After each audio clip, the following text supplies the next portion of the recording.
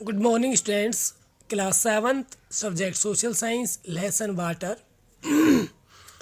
Today we are going to discuss about water pollution. What is water pollution?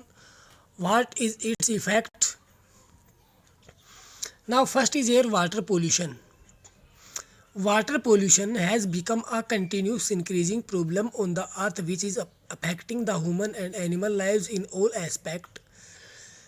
तो जल प्रदूषण जो है वो लगातार बढ़ती हुई समस्या पृथ्वी पर रहने वाले या पाए जाने वाले सभी मानव और सभी जीव जंतुओं के लिए एक बड़ी समस्या है। Water pollution is defined as, water pollution किसे कहते हैं?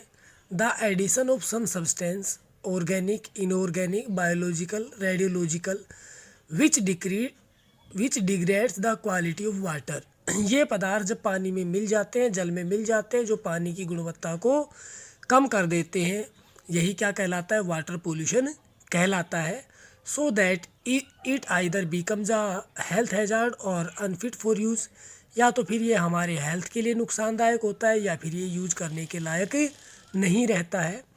It is tough to imagine the possibility of life on the earth in the absence of fresh drinking water.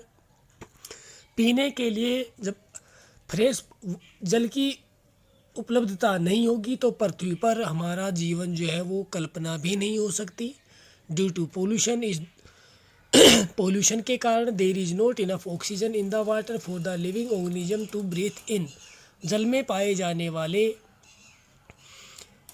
जितने भी ऑर्गेनिजम्स हैं, अगर वो पानी दूषित होगा तो उसके अंदर ऑक्सीजन की मात्रा नहीं होगी, जिसके कारण से उनका उसमें जीवन यापन नहीं हो पाएगा या जीवन जीना मुश्किल हो जाएगा।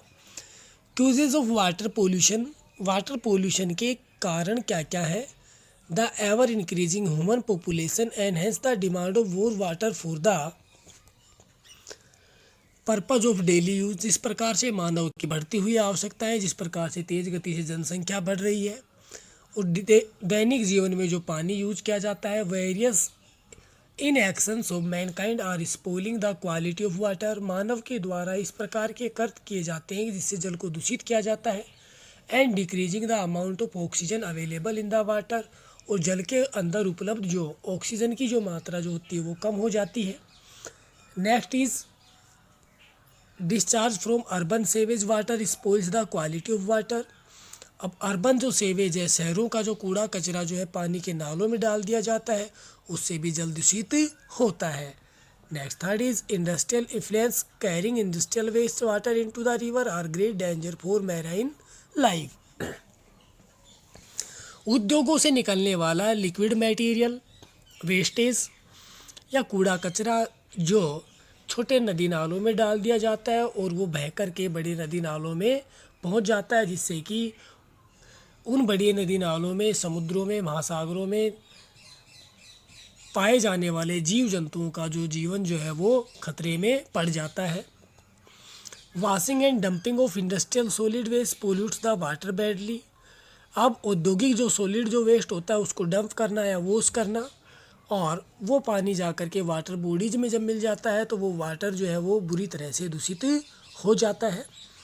Decompose plants and animals also increase the pollution in water. जब पेड़ पौधे और एनिमल्स को डिकम्पोज किया जाता है उससे भी पानी दूषित होता है। Acid rain containing sulphuric acid and nitric acid etcetera mix harmful substance in water bodies.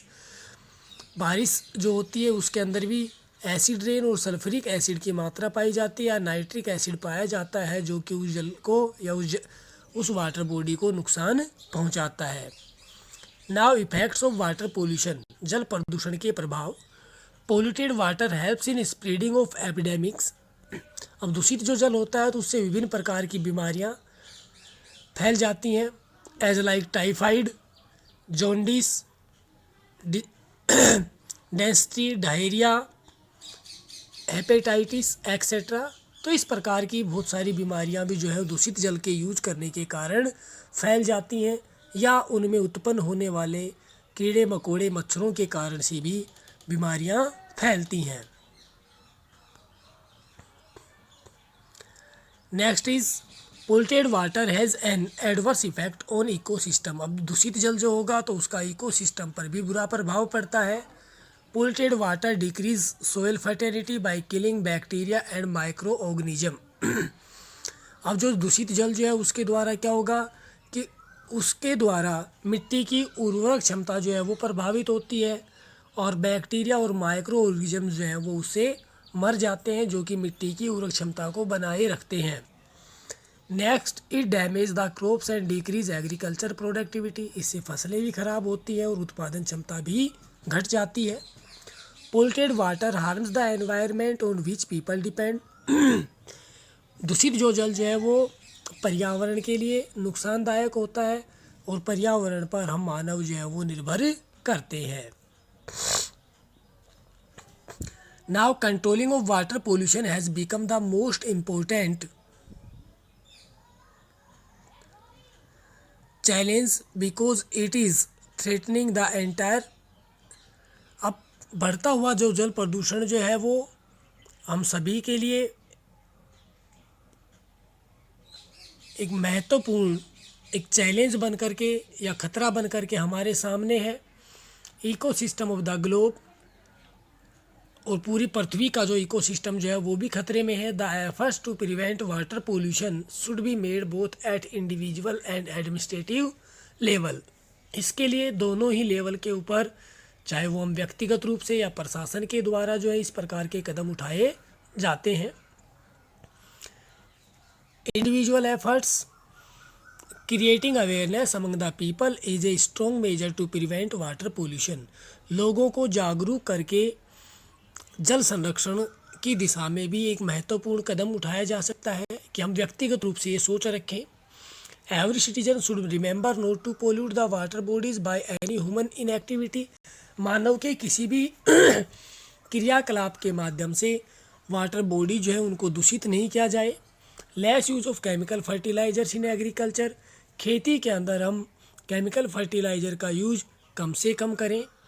Next आता है कि प्रशासन के द्वारा किस प्रकार के कदम उठाए जाते हैं या उठाए गए हैं। Sewage water of cities should be made clean.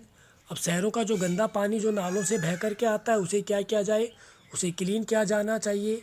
And reusable before draining into the water रिजर्वेरियर्स।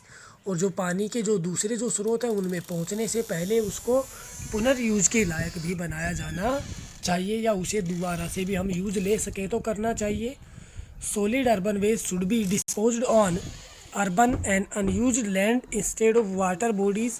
अब सॉलिड जो वेस्ट जो है शहरों का उसको जो है वो बारेन जो बंजर ज़मीन जो है उसके अंदर डिस्पोज किया जाए या फिर अनयूज्ड लैंड है उसके अंदर उसे दबाया जाए, वाटर बॉडीज़ के अंदर नहीं डाला जाए।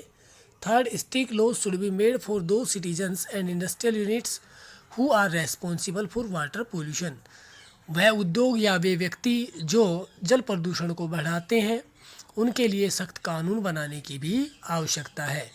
इन दिस रेफरेंस इन 1974, इस संदर्भ में 1974 में water pollution prevention and control act and in 1986 environmental protection act were passed in India. इस प्रकार से जल प्रदूषण को कम करने के लिए इसके लिए दो कानून भी बनाए गए। These laws need to be allowed strictly. इनको सख्ती के साथ लागू किया जाना आवश्यक है। It is also necessary to raise awareness about water pollution and conservation through mass media.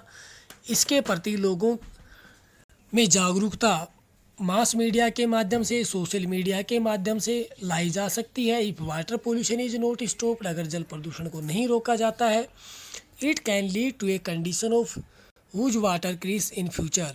तो हमारे सामने भविष्य में बहुत बड़ी समस्या आ सकती है। So it is essential to control human activities responsible for spreading pollution in water resources. तो इसलिए आवश्यक है कि मानव के द्वारा इस प्रकार की जो गतिविधियाँ की जाती हैं जिनके द्वारा जल या जल स्रोत दूषित होते हैं उन्हें तत्काल प्रभाव से रोका जाना चाहिए। जैसे कि भारत की पवित्र नदियां माने जाने वाली गंगा और यमुना आज की सबसे दूषित नदियों के अंदर उनकी गिनती की जाती है। इसलिए हमें पानी को बचाने के लिए उसको दूषित नहीं करने की दिशा में कार्य करना चाहिए। Thank you and have a nice day.